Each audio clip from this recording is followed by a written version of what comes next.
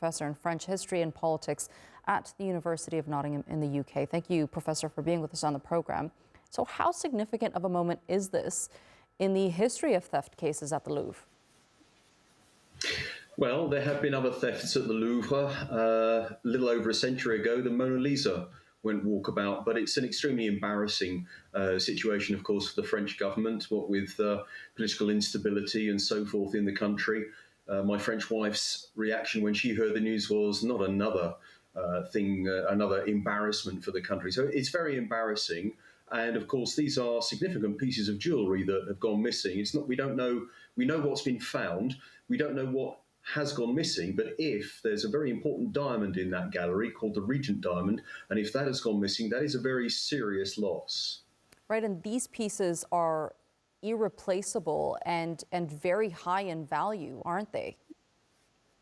Oh yes, well, I mean they're almost they're so valuable in a kind of cultural sense that there is no price that you can put on them. But it's quite possible that somebody has ordered this robbery and would be able to put a price on particularly the Regent diamond, the diamond that when it was first offered for sale was thought by Louis XIV back in the early 1700s to be too expensive to buy. So maybe that somebody somewhere would very much like to have that diamond and some of the other pieces that have gone missing as well. It's a great relief that Eugenie's crown has been found, but the other pieces that are missing, we don't know what they are yet. Of course, the authorities have been very quiet about that, but they are absolutely priceless in terms of their cultural value. Right, that is the exact term that the Interior Ministry used as well to describe the pieces that have been stolen.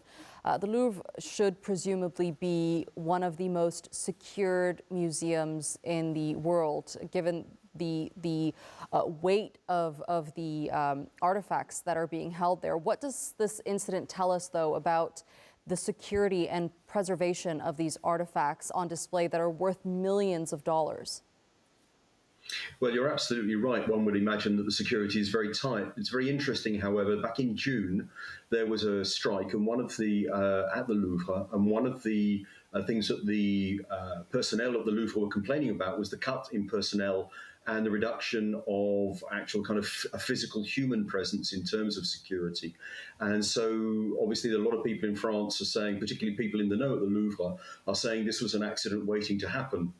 Even the culture minister, Rachida Dati, said this morning that the security of our museums, not just the Louvre, there have been a series of other thefts from not just Paris museums, but regional, provincial museums recently. This has been something that's been ignored. So this security aspect, she was saying, has been ignored for 40 years. So in a sense, she's kind of throwing the blame onto her predecessors, but it is, one would imagine that it would be more secure, but you know, it looks pretty basic when you look at the pictures of the machine that they use to get up onto the balcony, getting in through a window and using angle grinders to then open up the cases in and out in 7 minutes. It's extraordinary. It is indeed. It looks like something that we would have seen out of a movie.